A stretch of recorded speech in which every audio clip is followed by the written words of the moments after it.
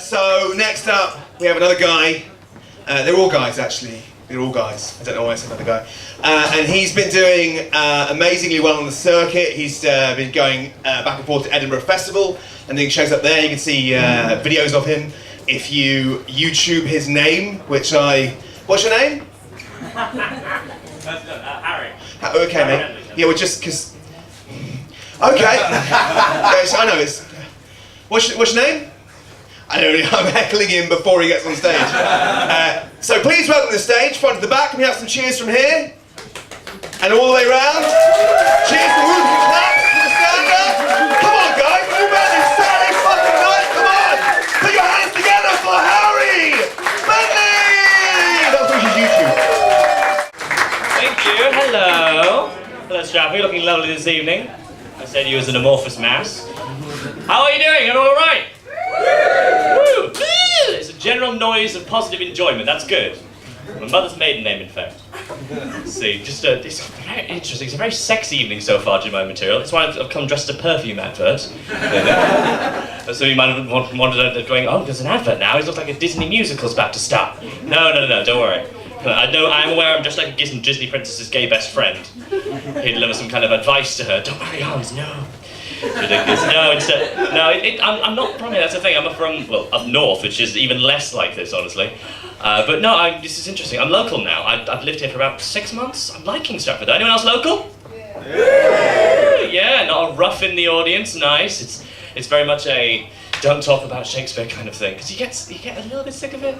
Living in Stratford, it's nice. It's just that, you know, whenever people ask for directions when I work in town, it's just that I have to go, yeah, okay, post office, yeah, sure. All you have to go is past the Shakespeare Centre, past the place where Shakespeare, one of the houses where he lived, it's a house where he lived, but it's one of them, past the guy dressed as the ghost of Shakespeare standing on the box of Shakespeare, and if you go to the tree where Shakespeare once pissed up against, you've gone too far. If you could get that name just on 5 more places in town, you could probably have a whole bingo board about the different bloody places. It's getting ridiculous. But no, it's more cultural, definitely, even in specific area than where I used to live. I used to live in Leeds. Anyone been to Leeds? Yeah. Not many, but you know, you survived, which is good. Because before that, I lived in Middlesbrough. Oh, you have heard legends. You know of this place. For those who've not been to Middlesbrough, imagine like a burning skip full of kebabs in a Tesco. That's pretty much it, Saturday night Middlesbrough. I ran a comedy night there because it's a place that needs some bloody happiness going on, basically. I just felt it was community service. And it was weird. It's one of those places where... It's one of those places where the stereotypes, they're not completely true, but really, really, really based on a grain of truth. Like you could go and look out the window of any shop at late at night, say late at night, it's 3 p.m, people start drinking there, and just see these orange women going to their pyjama foam hen stag parties, kind of merged all in one, because people love parties but don't have that much money, so you kind of mix everything. And they're just these tall, very lanky orange women, like a stretched Oompa Loompa. I've not got anything against Oompa Loompas, some of my best friends some of my favourite salads are oranges. And you just be able to look at them, thank you, you just be able to look at them and go, they have a lot in common with Schrodinger's toilet, and you can assume that they're both vacant and engaged. And it was weird, but Middlesbrough was definitely worse than Leeds. I did love Leeds, I had some lovely architecture, although it is the town where I first heard an actual real human, not a joke on television, use the phrase, no homo. Which is the weirdest phrase. For those who not see it, it's a phrase for people so insecure in being a straight man that if they were to order a coffee with soy, they feel they need to diffuse the tension in case someone thinks, he has lactose intolerance. He likes the dick. As if there's a link here. And it's the weirdest phrase as well, because it's like, no homo. It just sounds like you're trying to train a dog you've really poorly named. Like, no homo, off the sofa. No, bad homo. No homo, don't eat all the cookies, bad homo. Sit homo, lie down homo, beg for it homo. I just feel like it's a really weird decision of phrase. It's just kind of stupid. Not the weirdest phrase, mind. I mean, the Middlesbrough had some very colourful insults, largely putting in the categories of not insulting at all or pointless.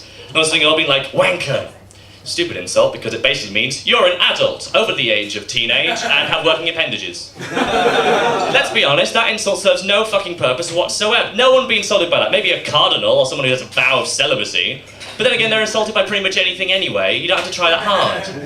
You know, other words like twat. Are you calling me a pregnant fish, which Finding Nemo taught us all to love?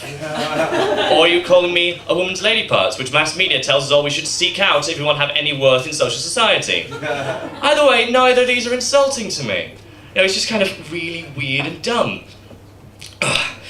I mean, how much is that? I mean, I noticed a lot of. I'm mainly just staring at my drink. No, I can't for you. I've got little notes there. I'm really tired at the moment because I've been working 9 a.m. shifts ever since Christmas, and have to go through, you know, the bit beyond the wall that is the cold outside at the moment. I'm glad everyone's made it in okay. I nipped outside because it's boiling in here. I nipped outside just for a moment to get some fresh air, and came back in with some more ice for my drink dangling from me, which is awfully inconvenient, but you know, a little bit annoying. So, we're in a cinema. I thought it would be nice to talk a bit about films. Has anyone seen the absolutely batshit awful, please don't see it if you haven't already, this is a waste of time and money, Michael Bay's not really Teenage Mutant Ninja Turtles? Yeah! Oh, that was not a happy sound.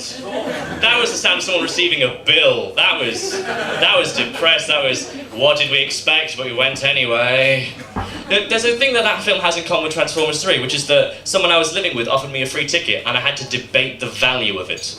Like, I've got other stuff I can do with that. I can microwave some food, I can stare into space. It all seems better ideas than going to this thing. And for those who've not seen it, A, don't bother. B, slightly disappointed, not slightly, because it feels itself as Teenage Mutant Ninja Turtles. Clearly, it's set in 2014 because they have a giant 2014 sign for no reason. They smack into at one point in the film. Clearly, you know, not dating it at all. And yet they all were kind of like above toddler age in the 90s when they were learning all the horrible 90s shtick that they have to spill throughout the entire fucking thing, making them late 20-somethings or early 30-something turtles. So we have the late 20s, not mutants. One of the plot points is that they have magical blood they've put into a plot device, cures any illness whatsoever because deal with it. They're 20-something magical ninja. No, they're not fucking ninja. Okay, no. They just punch things a lot. That's like saying Geordie's the ninjas, okay? That's not a fucking thing. They are late 20-something magical Geordie, no, not even turtles. They look like the abomination from the original Hulk film. They are weird, muscular, grotesque. They look like someone tried to, like, pull a piece of gangrenous flesh over Nick Clegg's face. It's just malformed and weird, and they look terrifying. And you're like, they're meant to be fucking teenagers? Well, I'm taking on April. I'm scared for April's fucking life. What is it? He could crush her with an attempted hug. It looks like he'd slime all over the, no. And so you have this film, this late 20-something magical Geordie mutant freak shows. And it's like, this is a kids' franchise. I do not understand. Why is anyone allowing him to do anything else? But then again, you know, it's something Hollywood's doing at the moment, is just not killing people. I know it's not really in their remit, but I kind of think that they might want to try that as a side project. Or maybe to have like a celebrity show, one of those reality TV shows, I'm a shit director, get me out of here, where only the winner's allowed to make films anymore. Just an idea. I'd love to basically just see a death match between M. Night Shyamalan and fucking, I forgot his name, Michael Bay already. Woo! Yeah, there we go. That'd be fun, wouldn't it? As long as someone else directed it. Otherwise you'd be fucking following them over a long corridor with a rotating camera around them and then basically missing narrowly in slow-mo with some CG added. And maybe they wouldn't even be there. They'd be CG'd in the first place because, you know, actors are expensive, so you shouldn't use them. You should still pay them and buy them and shouldn't use them. It's one of those fucking ridiculous things. Like, someone said, I'd said in interviews, defending himself, they said, Transformers 3 only has that tiny amount of Transformers in it because they can only have the budget to make 57 minutes of Transformers. To which I say, make your film 57 fucking minutes long. Or fuck off. I don't want to see Shia LaBeouf failing to get a job for 2 straight hours. Not because it's empathic, not because the economy's bad, but because he's a fucking shit, slightly racist human being through the whole film.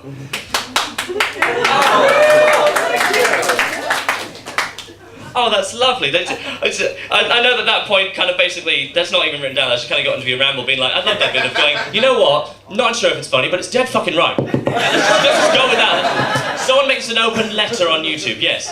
No. I'm slowly melting away, and then, you know, this gold will turn into something melting. Do you like my necklace, by the way? I stole it from the theatre when they were doing the Seven Veils dance thing. It's an emergency beard as well. It's very useful. I'm slowly melting, so I'm going to leave you on one final joke, and then I'm going to bring you back to your compare for the evening. Are you ready for one final joke? Yeah! Woo, even more positive. I love that. It's a little joke about Freud. It's an interesting, because someone already be like, ha, this is going places. He's not known for great reasons, is he? He was a very pioneer, but you know, he had a bit of a problem in that people would go to him for advice and they would say, Dr. Freud, I'm having terrible thoughts about my family, or Dr. Freud, I want to see the Turtles film. And these very different problems, but every time he would say the same thing. They would go, what should I do? And he would say, your mum. And I don't think that would help. Clearly it's not helped someone already tonight, so... I've been Harry, you've all been very lovely. Have a fantastic night, and do get some air when you get the chance in the interval.